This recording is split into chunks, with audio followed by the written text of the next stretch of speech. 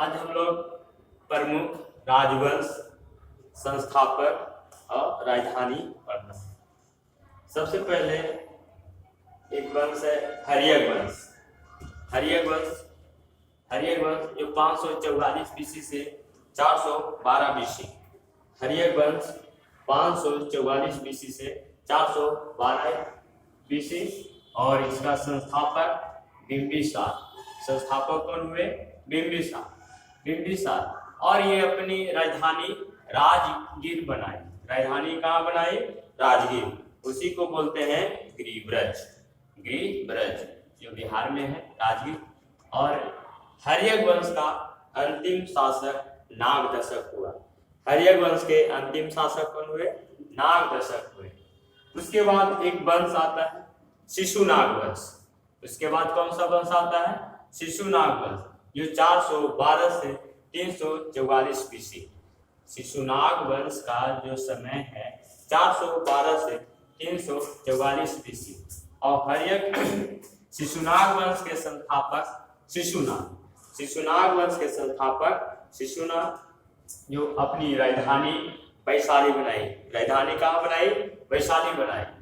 और दूसरा राजधानी पाटलिपुत्र। और शिशुनाग वंश का अंतिम शासक नंदीवर्धन। शिशुनाग वंश का अंतिम शासक कौन हुए? नंदीवर्धन। शिशुनाग वंश के अंतिम शासक नंदीवर्धन। और इससे ही शिशुनाग वंश समाप्त होती है। उसके बाद अगला वंश शुरुआत होती है और वो वंश है नंदवंश। नंदवंश 344 बीसी से 323 ईस्वी तक का रहता है। नंदवंश 344 बीसी से 323 बीसी। और नंदवंश के संस्थापक महापद्मन।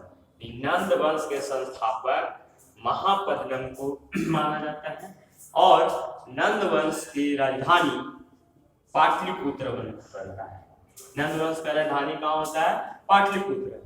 और नंदवंश का अंतिम शासक घनानंद। नंदवंश का अंतिम शासक घनानंद। और उसके बाद नंदवंश के बाद एक अगला वंश आता है हखमनी वंश। और हखमनी वंश जो 558 से 529 बीसी तक माना जाता है। हखमनी वंश 558 से 529। और हखमनी वंश के संस्थापक साइरस द्वितीय। हखमनी वंश के संस्थापक साइरस द्वितीय। और हखमनी वंश का अंतिम शासक दारा तृतीय। हखमनी वंश का अंतिम शासक दारा तृतीय। हखमनी वंश के बाद आता है मौर्य वंश, जो सबसे महान वंश माना गया है। मौर्य वंश 322 से 185 बीसी। 322 से 185 बीसी। और मौर्य वंश के संस्थापक चंद्रगुप्त मौर्य। मौर्य वंश के संस्थापक चंद्रगुप्त मौर्य। और राजधानी पाटलिपुत्र। मौर्य वंश की राजधानी कहाँ बनता है? पाटलिपुत्र। मौर्य वंश की राजधानी पाटलिपुत्र। और मौर्य वंश का अंतिम शासक बृहद्रथ। मौर्य वंश का अंतिम शासक बृहद्रथ। मौर्य वंश के बाद अगला वंश आता है शुंग वंश, जो 185 से 75 बीसी। शुंग वंश 185 से 75 बीसी। और शुंग वंश के संस्थापक पुष्यमित्र शुंग। शुंग वंश के संस्थापक पुष्यमित्र शुंग।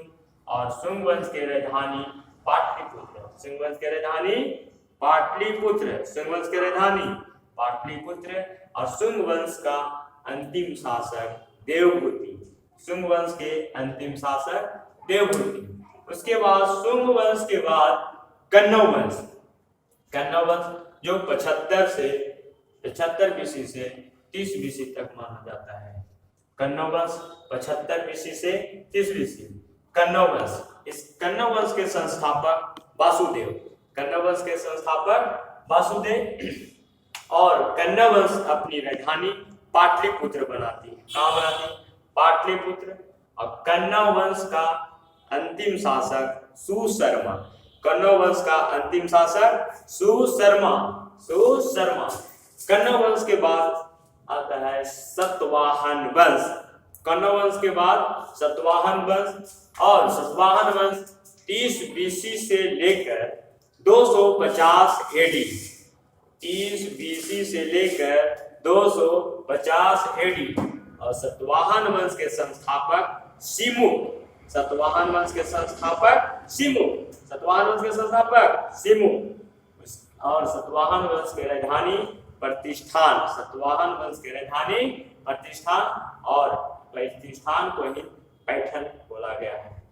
सातवाहन वंश का अंतिम शासक यक्षश्री सातकर्णी, सातवाहन वंश का अंतिम शासक यक्षश्री सातकर्णी। और सातवाहन वंश के बाद कुछ और शासन पढ़ना है हिंद यवन, जो हिंद यवन में डेमेस्ट्रियस कुल, इसका संस्थापक डेमेस्ट्रियस, डेमेस्ट्रियस कुल संस्थापक डेमेस्ट्रियस, और राजधानी साकल, जो साकल वर्तमान में पंजाब पड़ता है, राजधानी साकल। डेमेस्ट्रियस राजधानी कहाँ बनाई थी? साकल। डेमेस्ट्रियस राजधानी कहाँ बनाई थी? साकल। साकल कहाँ पड़ता है? पंजाब में। उसके बाद है यूक्रेटाइडिस, यूक्रेटाइडिस कुल, और इसका संस्थापक यूक्रेटाइडिस, और राजधानी तक्षशिला को बनाती है। राजधानी कहाँ बनाती है? तक्षशिला। और अंतिम शासक यूक्रेटाइडिस का हर्मियस, अंतिम शासक हर्मियस, अंतिम शासक हर्मियस। दोस्तों ये था आपका आज का टॉपिक, प्रमुख राजवंश और संस्थापक और राजधानी। अगले टॉपिक हम इससे और आगे वंश पढ़ना है, यानी आप लोग का जो वंश जो पढ़ाया जाएगा, यानी हर्यक वंश से लेकर आपको जो लास्ट वंश तक जो मिला है वहां तक पढ़ाया जाएगा। ठीक है, चलिए अब अगला दोस्त अगले क्लास में मिलते हैं। Thank you. जय हिंद, जय हिंद, जय भारत।